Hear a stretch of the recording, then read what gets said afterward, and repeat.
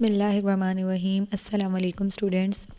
Chapter number 4 cells and tissues, and today we are going to discuss our next topic which is electron microscope. Students, अपने previous lecture में हम लोगों ने sales और cell को study करने के लिए हमें किस चीज़ की ज़रूरत होती है, माइक्रोस्कोप्स की, जिसमें light microscope and electron microscope दो टाइप्स हमने स्टडी की थी। और उसमें से जो लाइट माइक्रोस्कोप है, लाइट का नेम लाइट माइक्रोस्कोप का नाम इसलिए रखा गया कि उसमें से स्पेसिमेंस में से जो है वो विजिबल लाइट पास होती है, तो हमें वो स्पेसिमेन जो है नज़र आते हैं, उसके इमेज बनता है। इस तरह जो सेकंड हमारे पास टाइप है इलेक्ट्रॉन माइक्रोस्कोप, इसके नाम से ज़ाहिर हो रहा है कि इसके लिए हमें क्या चीज़ चाहिए। इसके लिए हमें चाहिए होती है beam of electrons.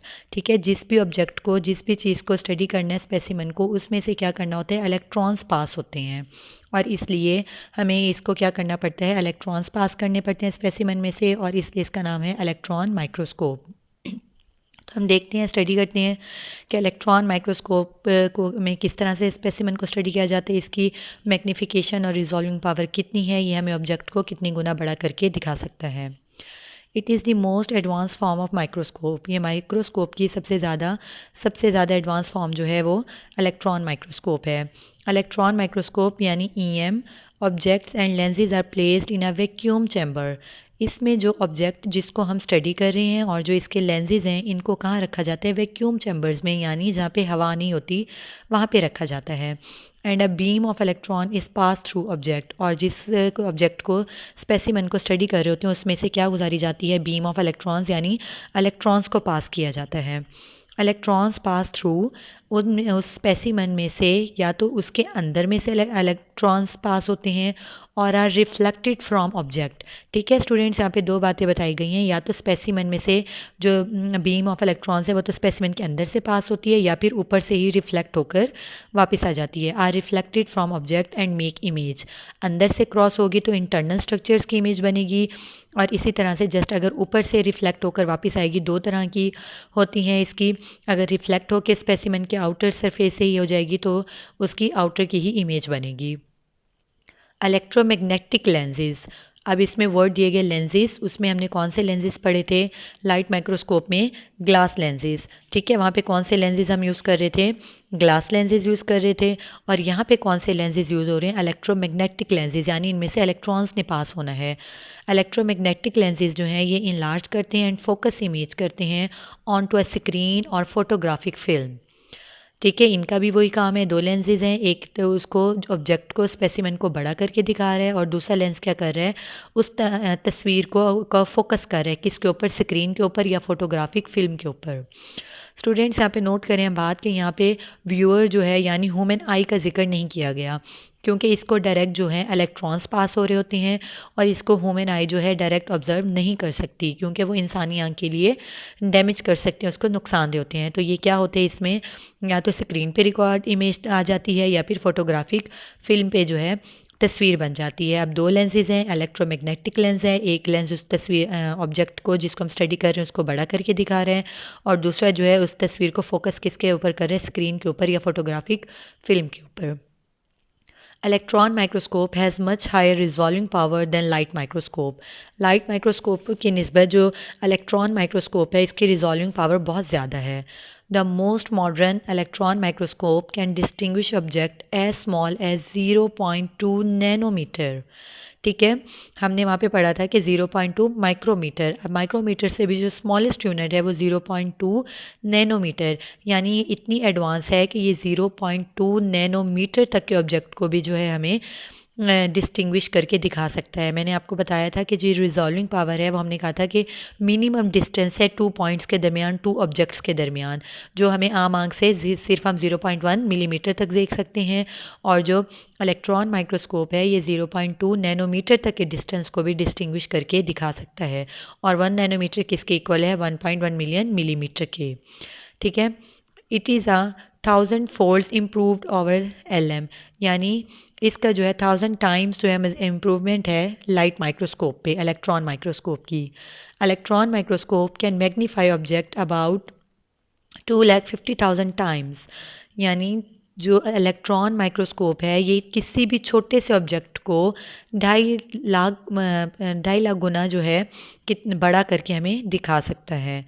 Under special conditions electron microscope can detect individual atoms, यानी ये सिर्फ एक और सेल की अगर हम बात करें, सेल तो बहुत बड़ा हो जाता है यूनिट, उसके अंदर ऑर्गेनेलीज भी हैं, मालिक्यूल्स भी हैं। मालिक्यूल्स हम जानते हैं कि डीएनए, प्रोटीन्स, ये बहुत सारे एटम से मिलके बने होते हैं, ये सिंगल नहीं है। तो वो कहते हैं कि ख़ास कंडीशंस के अंदर ये एक एटम को भी स्टडी कर सकते हैं, एक एटम तक को के स्ट्रक्चर को भी दिखा सकते हैं, यानी एटम्स उसके अंदर इलेक्ट्रॉन्स, प्रोटॉन्स, न्यूट्रॉन्स, उनको भी स्टडी कर सकते हैं। ठीक है, cells, organelles and even molecules like DNA and protein are much larger than single atom. अब ये जितने बाकी सेल, ऑर्गेनेलीज और डीएनए और प्रोटीन्स हैं, ये तो बहुत सारे एटम से मिलकर बनते हैं, तो मालिक्यूल बनते हैं ना, तो ये बड़े स्ट्रक्चर्स हैं। तो इवन के जो सिंगल एटम है उसको भी स्टडी हम कर सकते हैं, और इन बाकी मालिक्यूल्स को भी इलेक्ट्रॉन माइक्रोस्कोप के ज़रिए से हम स्टडी कर सकते हैं। तो स्टूडेंट्स, हम लोगों ने देखा इलेक्ट्रॉन माइक्रोस्कोप जो है किस तरह से काम करते हैं। हमने इसका स्ट्रक्चर देखा कि इसके अंदर 2 लेंसेज होते हैं जिसको हम इलेक्ट्रोमैग्नेटिक लेंस कह रहे हैं। एक तस्वीर को बड़ा करके दिखा रहा है ऑब्जेक्ट को, और दूसरा जो इमेज को फोकस कर रहा है स्क्रीन के ऊपर। इस तरह इसका वैक्यूम चैम्बर्स में इसको रखा जाता है। इसकी जो रिजॉल्विंग पावर है वो 0.2 नैनोमीटर है, और इसकी जो मैग्नीफिकेशन है वो 250,000 टाइम्स है। इसी तरह से इवन कि ये सिंगल एटम तक को भी, एटम जो बहुत ही छोटा यूनिट है, स्मॉलेस्ट यूनिट है, एटम से मिल के आगे मालिक्यूल्स बनते हैं, सिंगल एटम तक को भी ये स्टडी कर सकते हैं। स्टूडेंट्स, हमने स्टार्टिंग में मैंने आप लोगों को यहाँ पे बताया था कि 2 तरह से, एक तो ऑब्जेक्ट्स के अंदर से इलेक्ट्रॉन्स गुजरते हैं और एक ऊपर से रिफ्लेक्ट होकर आते हैं।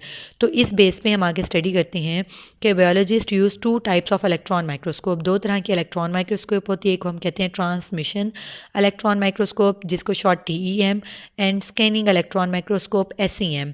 ठीक है, 2 तरह की माइक्रोस्कोप होती हैं। अब जो TEM होती है, transmission electrons are transmitted through the specimen, यानी स्पेसिमन के अंदर से जो है इलेक्ट्रॉन्स ट्रांसमिट होते हैं और उसके इंटरनल स्ट्रक्चर्स को हम स्टडी कर सकते हैं। और जो TEM है is use to study the internal cell structures, यानी TEM को हम किस लिए यूज़ करते हैं, सेल के अंदर वाले स्ट्रक्चर्स को, सेल के अंदर जो स्ट्रक्चर्स होते हैं उसको स्टडी करने के लिए जो है TEM इलेक्ट्रॉन माइक्रोस्कोप को, TEM ट्रांसमिशन इलेक्ट्रॉन माइक्रोस्कोप को यूज़ किया जाता है। इसी तरह से जो दूसरी माइक्रोस्कोप होती है, दूसरी माइक्रोस्कोप में in SEM electrons are reflected from the metal coated surface, यानी माइक्रोस्कोप के अंदर मेटल कोटेड सरफेस होती है, वहाँ से इलेक्ट्रॉन रिफ्लेक्ट होने के बाद वापस आ जाते हैं। SEM is use to study the structure of cell surface, यानी जस्ट सेल की सरफेस के लिए, आउटर स्ट्रक्चर की स्टडी के लिए, आउटर स्ट्रक्चर की इमेज लेने के लिए SEM यूज़ किया जाता है, स्कैनिंग इलेक्ट्रॉन माइक्रोस्कोप। और जब इंटरनल स्ट्रक्चर को स्टडी करना होगा तब TEM इलेक्ट्रॉन माइक्रोस्कोप को जो है वो यूज़ किया जाता है। स्टूडेंट्स, यहाँ पे एक और हमारे पास साइड बॉक्स है, EM electron microscope have revolutionized the study of cells and organelles, but it cannot be used to study of life processes। अब वो कहते हैं जो इलेक्ट्रॉन माइक्रोस्कोप है हम इसको सेल और ऑर्गेनेलीज तक के लेवल को स्टडी करने के लिए यूज़ करते हैं। ठीक है, सेल को और सेल के अंदर जितने ऑर्गेनेलीज हैं उसको स्टडी करने के लिए यूज़ कर सकते हैं, लेकिन जो स्टडी लाइफ प्रोसेस हैं कि लाइफ की मूवमेंट है, लिविंग ऑर्गेनिज्म को डायरेक्ट हम इसके अंदर, लिविंग ऑर्गेनिज्म किसी भी स्मॉल ऑर्गेनिज्म को रख के कि वो किस तरह से मूवमेंट कर रहा है, किस तरह से उसका लाइफ प्रोसेस है, उसको स्टडी नहीं कर सकते। क्यों? Because the specimen must be held in a vacuum chamber, क्योंकि हम इस स्पेसिमेन को वैक्यूम चैम्बर में रखते हैं, वहाँ पे एयर नहीं होती, और जब एयर नहीं होती तो वो लिविंग ऑर्गेनिज्म नहीं रह सकता, इसलिए वहाँ पे हम लोग लाइफ प्रोसेस को स्टडी नहीं कर सकते। All air must be removed, क्योंकि वहाँ से सारी हवा हटा दी जाती है। To study the life processes, जैसे कि मूवमेंट अगर हम देखना चाहें तो उसके लिए लाइट माइक्रोस्कोप ही बेटर है, क्योंकि वहाँ पे एयर होती है और उसके ज़रिए से हम लाइट माइक्रोस्कोप की मदद से जो मूवमेंट वगैरह देख सकते हैं, लेकिन वैक्यूम चैम्बर्स की वजह से हम इलेक्ट्रॉन माइक्रोस्कोप में इसको स्टडी नहीं कर सकते। तो स्टूडेंट्स, इसी तरह से यहाँ पे ये दिखाए गए है कि जो TEM है ये कौन से ट्रांसमिशन इलेक्ट्रॉन माइक्रोस्कोप जो कि सेल्स के अंदर तक हमें दिखा सकती है सेल के स्ट्रक्चर्स, और इसी तरह से एक और माइक्रोस्कोप जिसको हम SCM कह रहे हैं, स्कैनिंग का मतलब जस्ट ए आउटर। ये क्या है, मॉस्किटो का हेड एंड आई है, यानी हमें इसके अंदर स्ट्रक्चर्स नहीं दिखा रहा, जस्ट इसकी आउटर सरफेस को दिखा रहा है, तो हम इसके लिए SCM माइक्रोस्कोप को यूज़ करते हैं। ओके स्टूडेंट्स, यहाँ तक आज का हमारा टॉपिक कंप्लीट होता है। अपना ख्याल रखिएगा। अल्लाह हाफिज़।